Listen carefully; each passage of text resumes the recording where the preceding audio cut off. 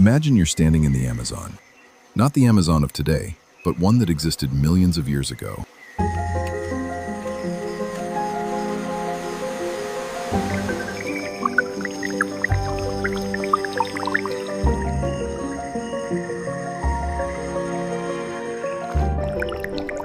Whether you step into the water, walk along the shore, or search for shelter, something enormous could be waiting nearby.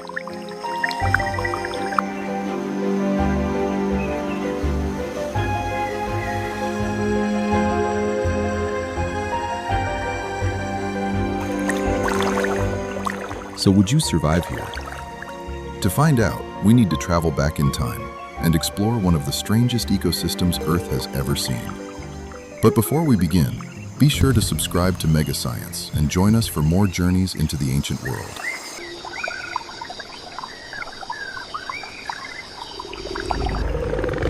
If today's Amazon is famous for its incredible biodiversity, millions of years ago it was even stranger. One of the most unusual animals you might encounter here was a giant caiman called Mourasuchus.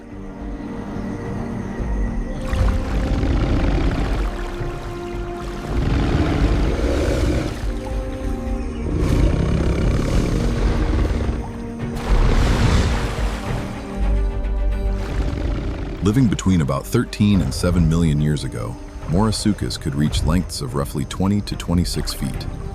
That's about the size of a modern school bus. At first, that sounds like terrible news for your chances of survival.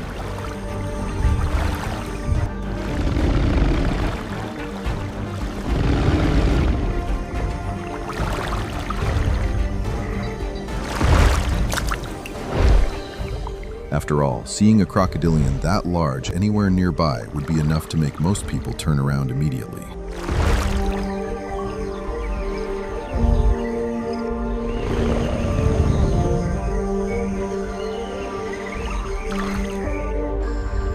But Mourasuchus was different from the crocodiles and caimans we know today. Instead of a deep, powerful snout built for tackling large prey, it had an unusually broad. Scientists still debate exactly how it fed, but most evidence suggests it specialized in gathering large numbers of small animals, such as fish, crustaceans, and mollusks from shallow waterways.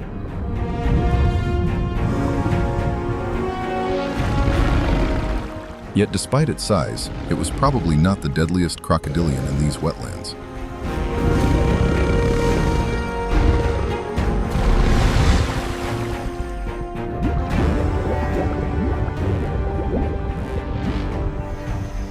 Because sharing these same rivers was another giant caiman known as Purosaurus.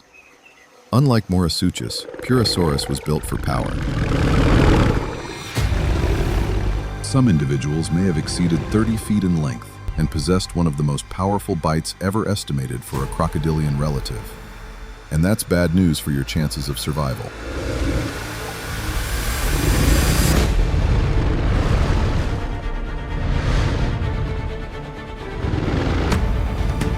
A giant predator like Purosaurus didn't need to chase animals across long distances. Ancient Amazon was covered in rivers, marshes, and flooded forests. Sooner or later, every animal had to approach the water. And those same shorelines may have been the perfect hunting grounds for one of the largest predators South America has ever produced.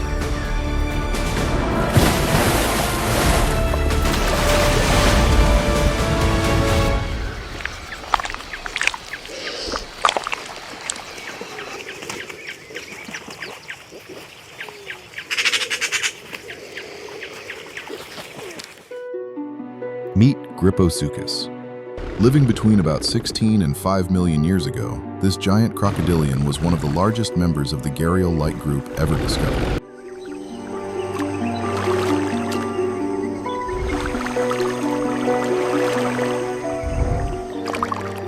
Estimates suggest it could reach nearly 33 feet in length, making it considerably larger than modern gharials. At first glance, its long, narrow snout might make it seem less intimidating than a broad-jawed crocodile. But that specialized shape served an important purpose.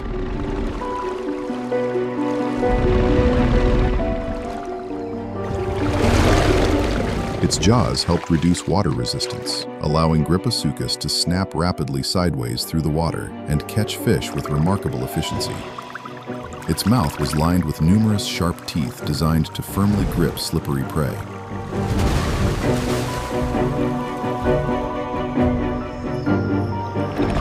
For you, that's probably good news. Unlike some other giant crocodilians, Gryposuchus was not built to tackle the largest creatures in its environment.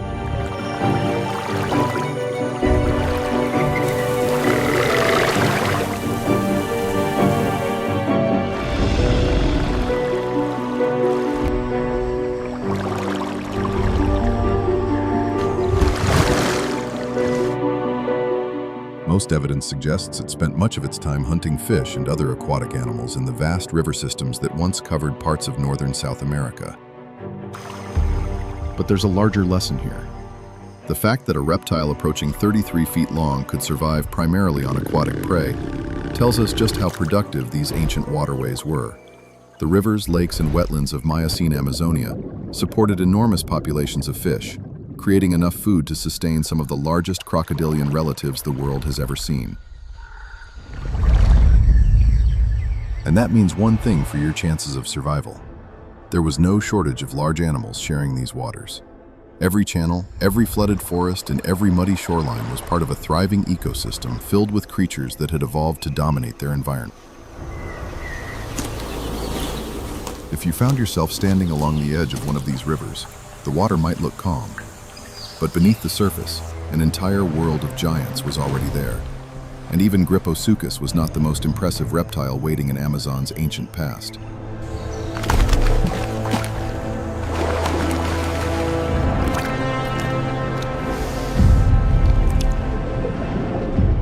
Now let's travel even farther back in time. Long before the Amazon of the Miocene, long before giant caimans dominated its waterways, South America was home to a reptile unlike anything the world has seen before.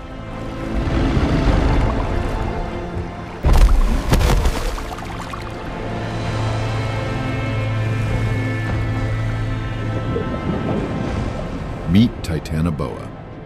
Living about 60 to 58 million years ago, only a few million years after the extinction of the non-avian dinosaurs, Titanoboa was the largest snake ever discovered.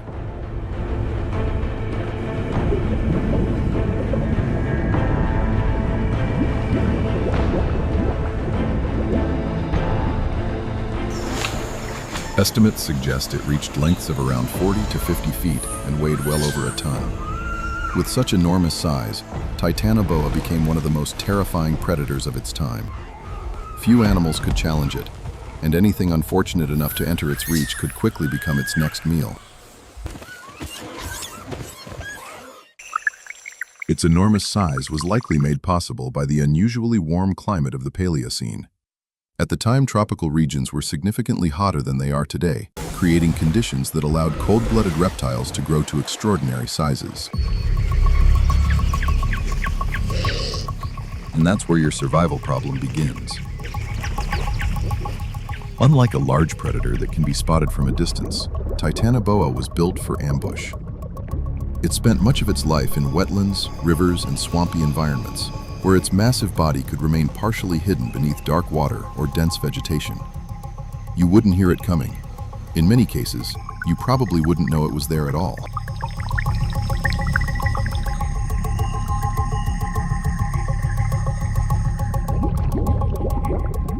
Although scientists cannot know exactly how Titanoboa hunted every type of prey, the evidence suggests it was a powerful constrictor capable of overpowering large animals.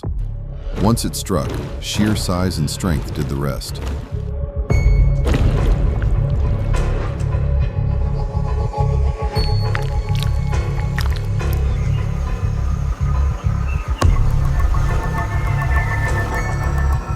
What's perhaps most unsettling is that an animal this large could disappear into its environment.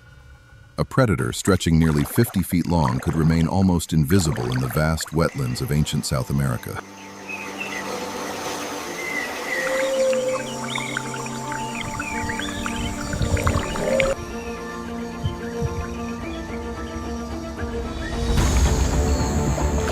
So do you think you'd be able to make it out if you ever encountered Titanoboa? I hope so. But in a landscape filled with dark water and thick vegetation, the real challenge wouldn't be outrunning it. The real challenge would be noticing it before it noticed you. And that's what makes Titanoboa so unsettling. A predator this large shouldn't be able to disappear, yet millions of years ago it probably did exactly that.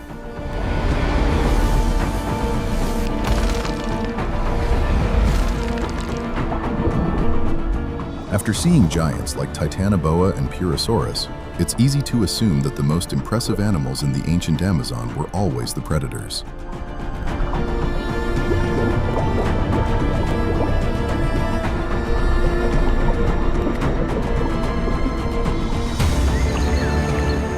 But an ecosystem couldn't sustain such enormous prehistoric creatures without a supply of large prey. And that's where Phoberomys comes into the story.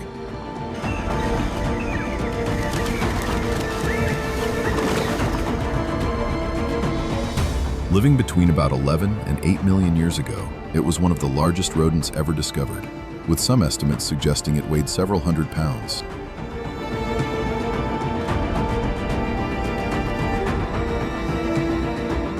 In appearance, it likely resembled an enormous capybara quietly feeding along the rivers and wetlands of ancient Amazon.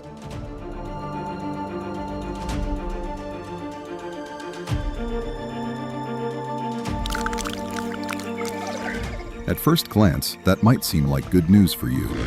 Unlike the massive prehistoric animals we've looked at so far, Phoberomys wasn't a meat eater. It lived on plants.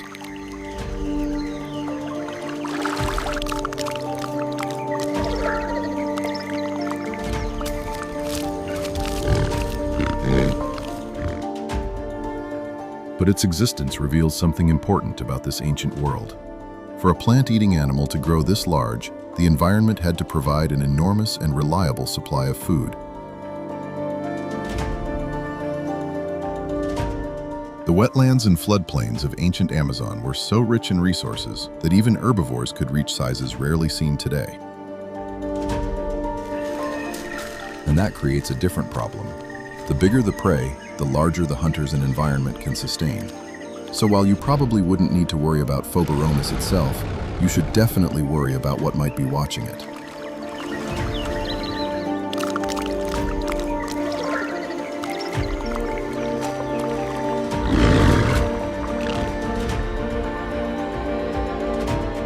In the ancient Amazon, being the size of a small cow didn't make you the ruler of the ecosystem. It simply meant there was something even bigger somewhere nearby.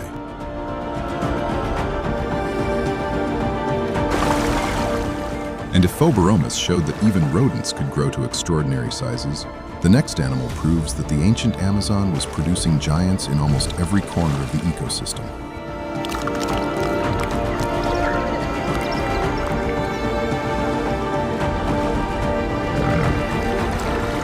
Now let's take a look at Stupendemys. Between about 13 and 5 million years ago, the ancient rivers of South America were home to Stupendemys, a truly gigantic turtle.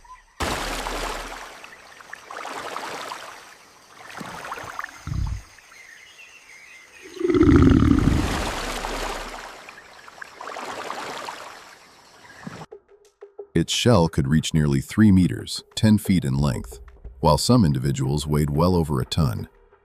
At that size, it was comparable to a small car. When resting beneath the murky water, it could easily be mistaken for a massive boulder sitting in the middle of the river. For a moment, this might seem like the safest animal we've encountered so far.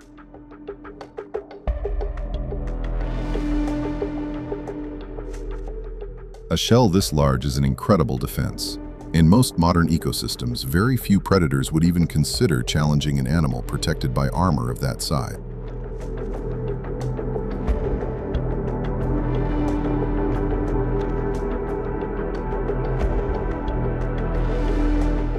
Would a Stupendemys be dangerous? Probably not. But if you found yourself standing next to a 1-ton turtle, there's a good chance both you and the turtle were being watched by a predator.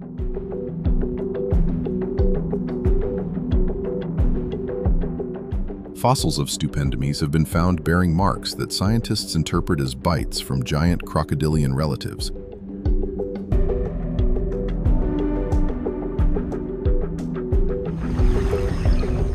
That doesn't mean every encounter ended the same way, but it does tell us something important.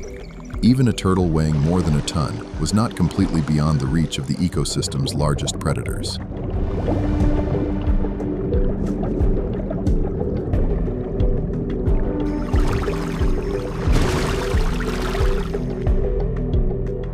And that's a troubling thought if you're trying to survive here. When a one-ton turtle carrying nearly 10 feet of armor cannot rely entirely on its protection, what chance would an unprotected human have?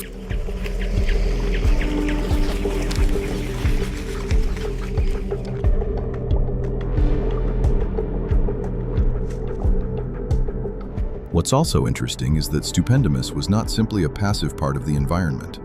Like many large freshwater turtles, it likely played an important role within the ecosystem, feeding on a variety of available food sources, although its exact diet is still debated by scientists.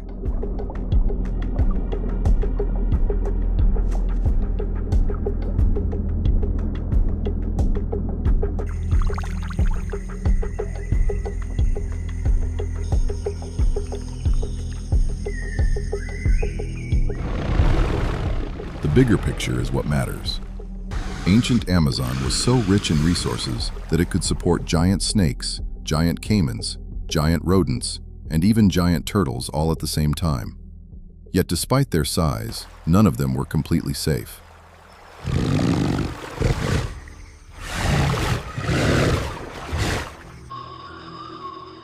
Because in this world, being enormous was not enough. Somewhere nearby, there was usually something even more dangerous.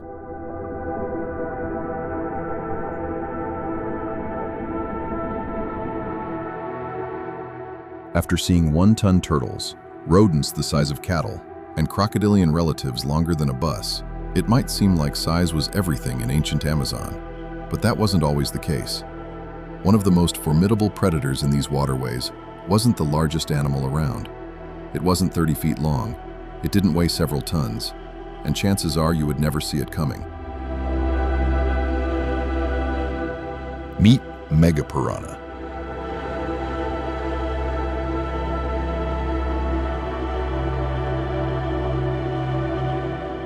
Living between about 10 and 8 million years ago, Megapiranha was an ancient relative of today's piranhas. Estimates suggest it reached lengths of roughly 2 to 3.5 feet, making it far larger than most modern piranha species.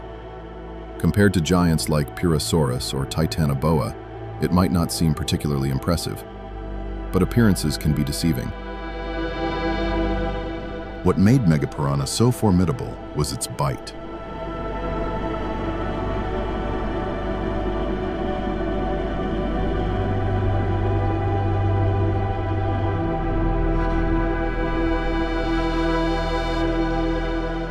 Its teeth appear to combine features seen in both modern piranhas and pacus, suggesting a versatile feeding strategy. Rather than being adapted only for slicing flesh, its jaws may also have been capable of handling harder materials. Studies examining its bite mechanics suggest that, relative to its body size, Megapiranha possessed an exceptionally powerful bite.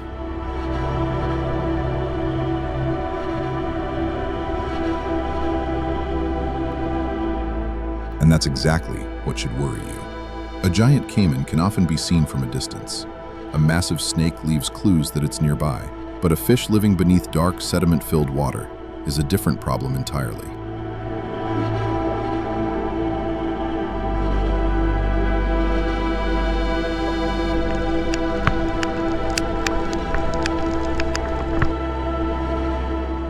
If you stepped into an ancient Amazon river, you wouldn't be scanning the horizon. You'd be looking at the water around your feet, and even then, you might not see anything.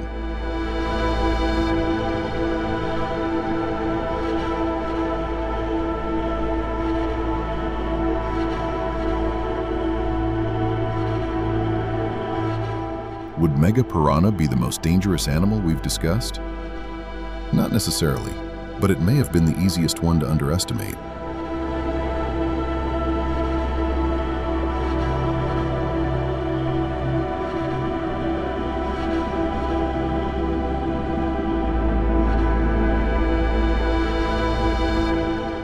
And in a place like the ancient Amazon, underestimating the danger was often the biggest mistake you could make.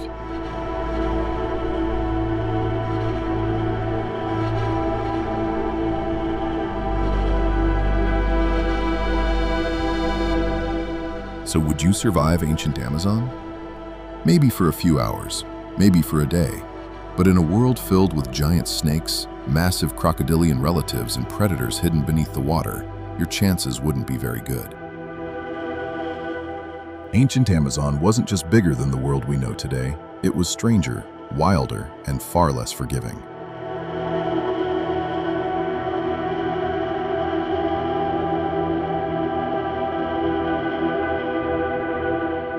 Thanks for watching. If you enjoyed this journey into the distant past, be sure to subscribe to Megar Science and turn on notifications so you don't miss our next adventure. And let us know in the comments which of these ancient animals would you least want to encounter. Until next time, thanks for watching.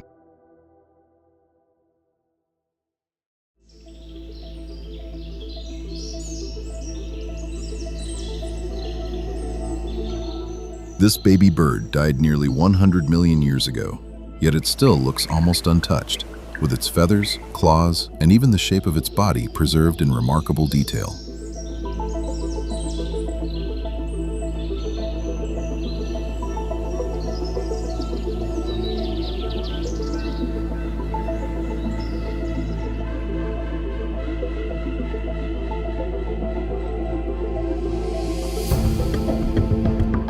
This isn't a typical fossil, crushed or reduced to bone. It was trapped in amber. Unlike other forms of preservation, amber can capture entire moments of life, sealing organisms exactly as they were, from delicate wings to soft tissues that almost never survive.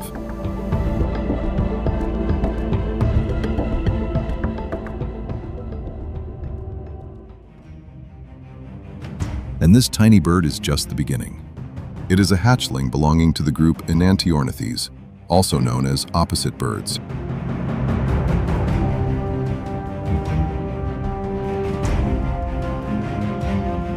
Their shoulder girdle structure differs from that of modern birds.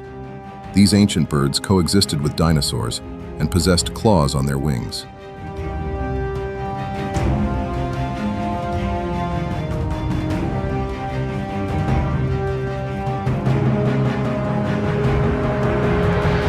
What makes this particular specimen so extraordinary is its incredible completeness.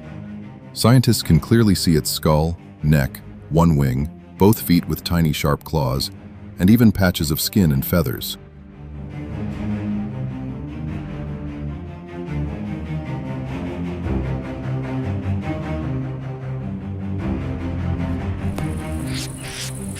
Imagine for a second how fragile and helpless this little creature must have been. A newborn hatchling trying to navigate the dangerous ancient forests of Myanmar. One wrong move, and sticky tree resin suddenly engulfed it, freezing that single tragic moment in time forever. But here is where the story becomes truly mind-blowing.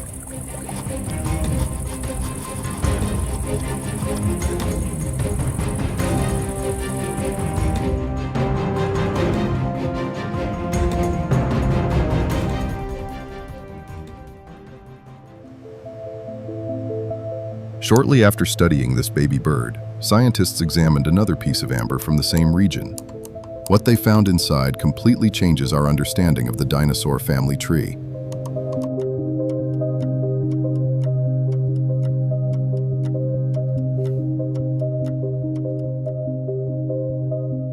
It belonged to a young member of Coelurosauria, a group of small, fast-moving dinosaurs that includes predators like Velociraptor and, more importantly, the direct ancestors of modern birds. At first glance, it looks simple, just a tail. But look closer and everything changes. You can clearly see a chain of tiny vertebrae, each one separate and flexible. That's a key detail. In modern birds, these bones are fused into a stiff structure. But here, the tail is long and mobile, exactly what you'd expect from a dinosaur, not a bird. And then, the feathers. They were preserved with incredible detail. They have a central shaft and fine branches, almost identical to the feathers you'd see on a bird today.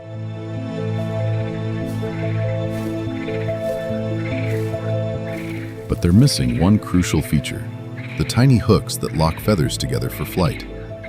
That tells us something important. These feathers weren't built for flying. They were likely used for warmth, display, or camouflage.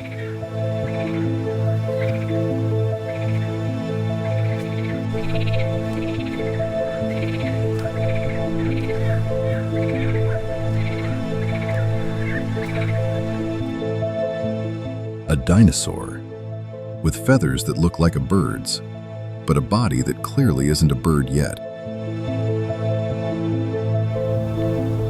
Evolution didn't suddenly turn dinosaurs into birds overnight.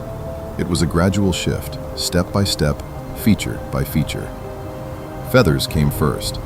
Flight came later.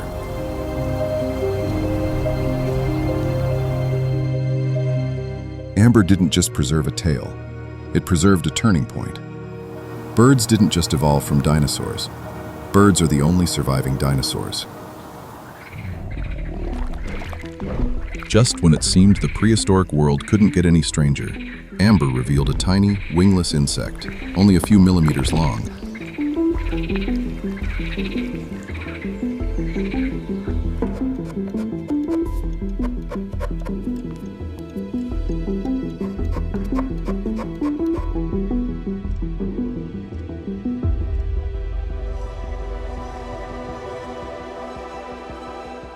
Its name is Ethiocarinus burmanicus. At first glance, it seems almost harmless, but when you look closer, its appearance is deeply unsettling. This creature had an extremely unusual triangular head attached to its body at the pointed tip rather than the wide base like most insects. Scientists suggest that its large, bulging eyes, positioned on either side of its head, allowed it to rotate its vision nearly 180 degrees and actually see behind itself. It possessed a long, narrow, flat body and incredibly slender legs, especially the hind ones, which were twice the length of its abdomen. Some scientists even say its head resembles the classic E.T. alien, with its strange proportions and eerie stare. It probably lived hidden in the cracks of tree bark, scavenging for mites, worms, and fungi. What makes it even more bizarre is that it was so unique, scientists had to create an entirely new order of insects just to classify it. But as alien as Ethiocarinus looks, it was only the warm-up, because lurking in the same ancient forests was a predator far more nightmarish. This terrifying creature was preserved in Burmese amber from northern Myanmar, dating back approximately 99 million years to the mid-Cretaceous period.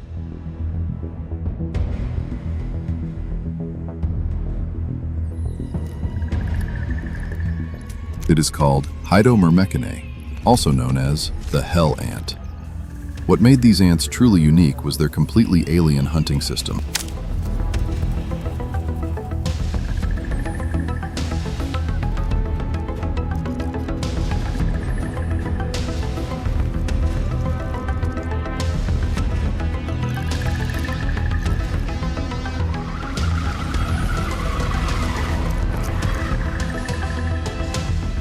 While all modern ants open and close their jaws horizontally, the hell ant evolved a vertical trap jaw mechanism. Its long, scythe-like mandibles snapped upward from below like the blades of a deadly guillotine. Even more incredible, some species such as Linguamyrmex vladi had a sharp horn on their head, reinforced with a special layer containing iron and other metals. Scientists discovered traces of these metals in the horn, which acted like armor. This reinforcement prevented the horn from breaking when the powerful jaws slammed prey against it with enormous force.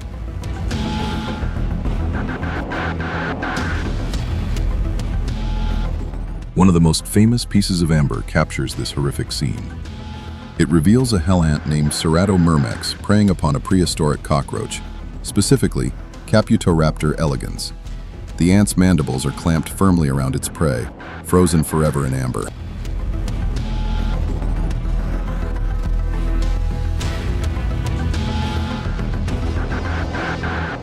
This frozen moment provides rare, direct evidence that the bizarre horn and vertical jaws were not for decoration. They were lethal weapons, designed for killing.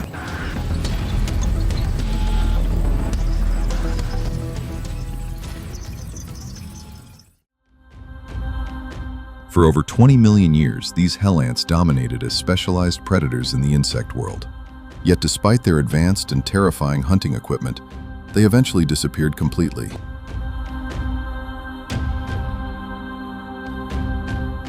Scientists believe their extreme specialization became their downfall.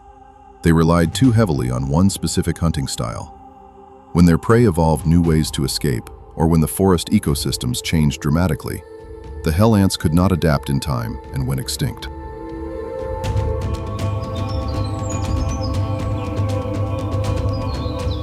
Burmese amber continues to show us just how bizarre and dangerous the prehistoric world truly was. And believe me, it only gets stranger from here.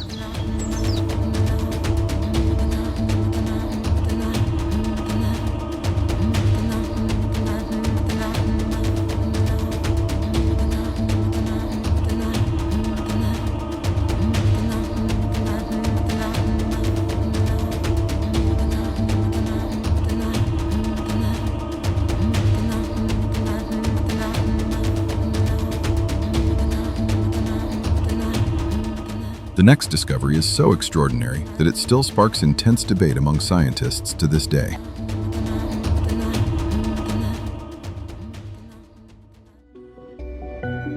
Researchers found something that defies logic: a juvenile ammonite with a maximum preserved diameter of only 12 millimeters.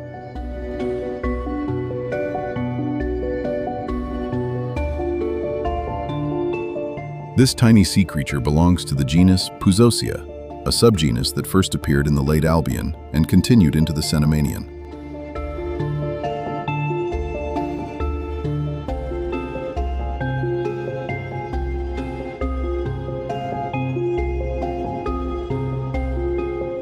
Alongside the ammonite fossil, that piece of amber contains an incredible mixture of organisms.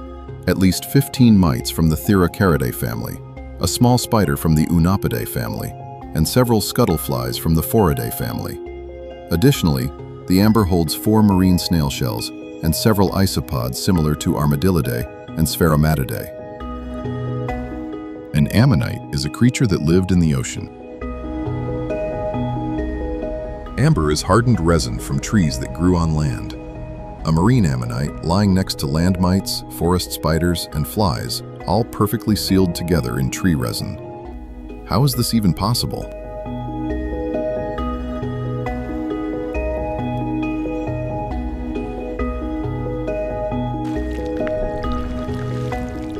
The most accepted explanation is that this amber forest was located very close to the ancient coastline. The juvenile ammonite had died, washed up on the beach, and was already somewhat worn down. Then, a large flow of sticky resin from nearby trees poured down onto the shore, trapping both terrestrial arthropods from the forest and marine debris from the beach in one dramatic moment. This is the only known ammonite ever found in Burmese amber out of thousands of specimens studied.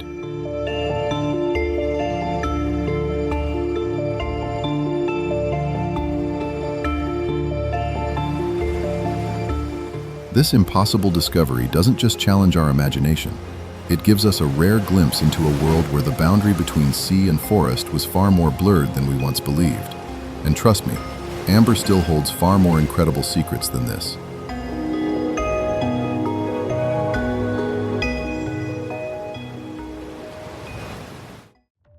In 2018, scientists announced the discovery of Zhauphis myanmarensis, the very first baby snake ever found in amber. This tiny serpent measures only a few centimeters. Using CT scans, researchers could see more than 100 delicate vertebrae, its tiny ribs, scales, and even some preserved soft tissue and skin.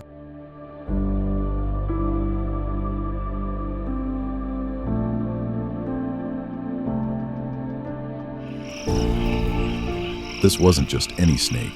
Zhauphis represents an incredibly rare window into the early evolution of snakes in ancient tropical forests. It shows us that snakes were already living among the trees and hunting small prey long before the final days of the dinosaurs.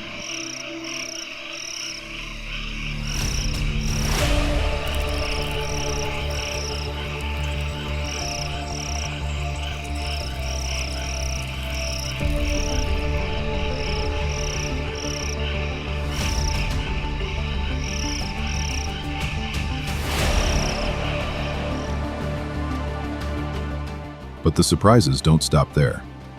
Immediately after the discovery of this baby snake amber, scientists found another fascinating creature.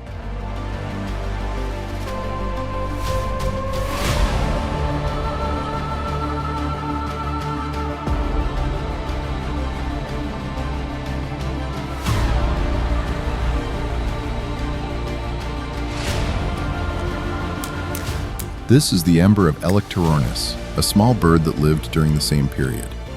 At first glance, it looks like a fairly normal ancient bird, until you look at its feet.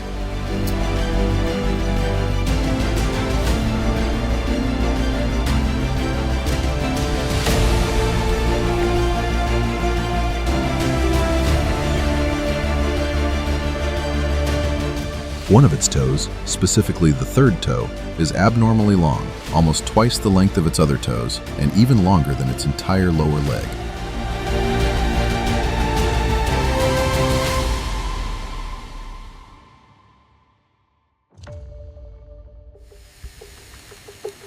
Scientists believe this bird used its freakishly long toe like a fishing rod, reaching deep into tree holes and crevices to probe for insects and grubs.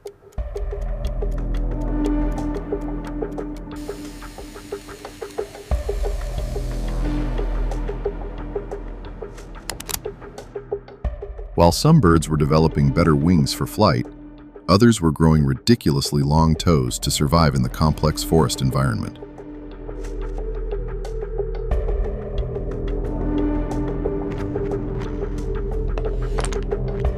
And as strange as these creatures are, we're only getting deeper into the weirdest part of the story. This next creature looks almost too familiar.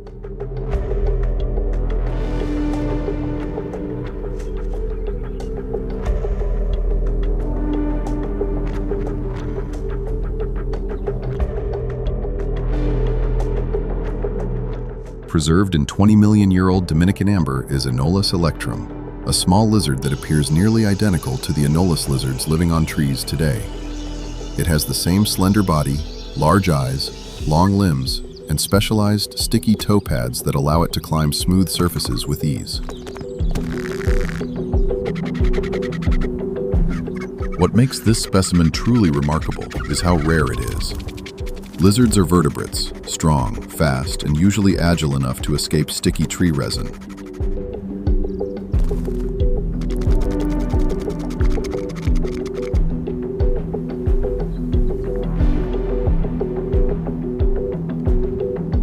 For a quick and nimble animal like this to become completely trapped, it likely required a sudden and unusual event, perhaps a surge of resin flowing down and sealing it before it could react. That level of preservation is extremely uncommon, which makes this fossil especially valuable to scientists.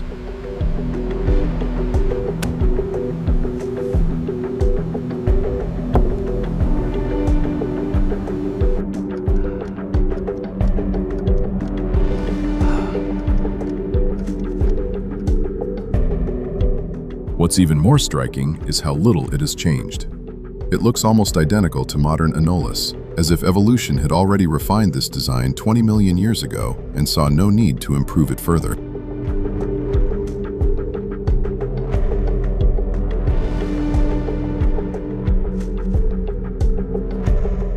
While many other creatures were pushed into strange and extreme forms, this small lizard followed a path of stability.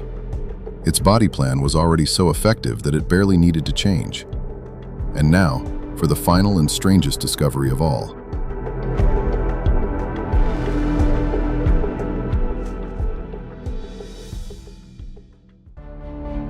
Deep within 16-million-year-old Dominican amber lies a creature so bizarre that scientists still don't know where to place it on the tree of life.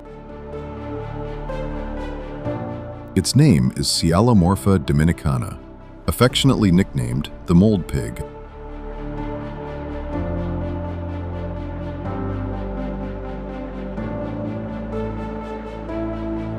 At first glance, this tiny creature, barely half a millimeter long, looks like a microscopic pig with a flexible snout and stubby legs.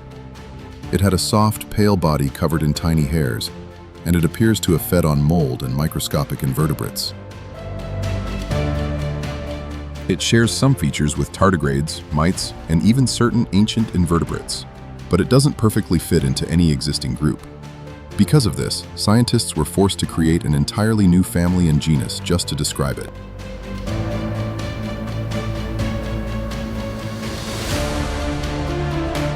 For years, researchers have studied it with advanced imaging technology, yet the mold pig remains one of the most mysterious organisms ever found in amber. We still don't even know what this thing is, and that's what makes amber so terrifyingly beautiful.